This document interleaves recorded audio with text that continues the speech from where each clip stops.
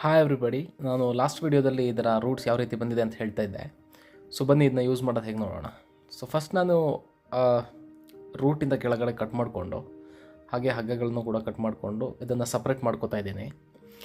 ಆದರೆ ಇದೇನಾದ್ರು ಮೇಲ್ಗಡೆ ಹಬ್ಬಿದ್ರೆ ನೀವು ತುಂಬ ಕೇರ್ಫುಲ್ಲಾಗಿ ತೆಗೀರಿ, ಯಾಕೆಂದರೆ ತುದಿಯಲ್ಲಿರುವಂತಹ ಚಿಗುರು ಏನಿರುತ್ತೆ ಅದು ಮುರಿಯುವಂಥ ಚಾನ್ಸಸ್ ಇರುತ್ತೆ.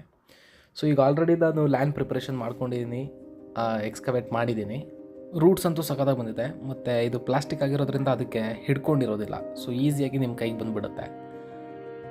ಎಕ್ಸ್ಟ್ರಾ ರೂಟ್ಸ್ ಏನು ಬಂದಿತ್ತು ಅಡಿಕೆ ಗಿಡದ್ದು ಅದನ್ನೆಲ್ಲ ಕಟ್ ಮಾಡಿಕೊಂಡು ಏರಿಯಾನ ಫ್ರೀ ಮಾಡಿಕೊಂಡೆ. ಮಾನ್ಸೂನ್ ಇರೋದ್ರಿಂದ ಎಕ್ಸ್ಟ್ರಾ ವಾಟರ್ ಆ್ಯಡ್ ಮಾಡಬೇಕಾಗಿರೋ ಅವಶ್ಯಕತೆ ಇರಲಿಲ್ಲ. ಸೊ ನಾನು ಜಸ್ಟ್ ಸಾಯಿಲ್ನ ಟೈಟ್ ಮಾಡಿದೆ. ಫಿಲ್ಲಿಂಗ್ ಟೈಮಲ್ಲಿ ನೀವು ಬಾಟಮಲ್ಲಿ ಸ್ವಲ್ಪ ಕೋಕೋಪೀಟ್ ಆ್ಯಡ್ ಮಾಡಿಕೊಂಡ್ರೆ ಇನ್ನೂ ಎಫೆಕ್ಟಿವ್ ಆಗಿರುತ್ತೆ. ಬಟ್ ನಾನು ಇದು ಡೆಮೋ ತೋರಿಸ್ತಿರೋದ್ರಿಂದ ಆ್ಯಡ್ ಮಾಡ್ತಾಯಿಲ್ಲ. ಇನ್ನೂ ಯಾರೆಲ್ಲ ಈ ಅಕೌಂಟ್ನ ಫಾಲೋ ಮಾಡ್ಕೊಂಡಿಲ್ಲ ದಯವಿಟ್ಟು ಫಾಲೋ ಮಾಡಿ, ನಿಮ್ಮ ಸಪೋರ್ಟ್ನ ತೋರಿಸಿ. ಫಿಲ್ಲಿಂಗ್ ಎಲ್ಲ ಮಾಡಿದ ಮೇಲೆ ಬಳ್ಳಿನ ನೀಟಾಗಿ ಮರಕ್ಕೆ ಕಟ್ಟಬೇಕು. ಆ್ಯಂಡ್ ಫೈನಲಾಗಿ ಈಗ ನಾವು ಯೂಸ್ ಮಾಡಿದಂತಹ ರೂಟ್ ಬಾಲ್ನ ನೀಟಾಗಿ ಈ ಥರ ವಾಶ್ ಮಾಡಿದರೆ ನಿಮಗೆ ಮತ್ತೆ ಅದನ್ನ ರೀಯೂಸ್ ಮಾಡಲಿಕ್ಕೆ ರೆಡಿ ಆಗುತ್ತೆ. ಟ್ರೆಡಿಷ್ನಲ್ ಮೆಥಡಲ್ಲಿ ನಾವು ಬುಟ್ಟಿಗಳನ್ನು ತಂದು ಹಾಕೋದ್ರಿಂದ ಎಷ್ಟೊಂದು ಪ್ಲಾಸ್ಟಿಕ್ ವೇಸ್ಟ್ ಆಗ್ತಿರುತ್ತೆ ಮತ್ತು ಪೊಲ್ಯೂಷನ್ ಕೂಡ ಕ್ರಿಯೇಟ್ ಆಗ್ತಿರುತ್ತೆ. Thanks for watching.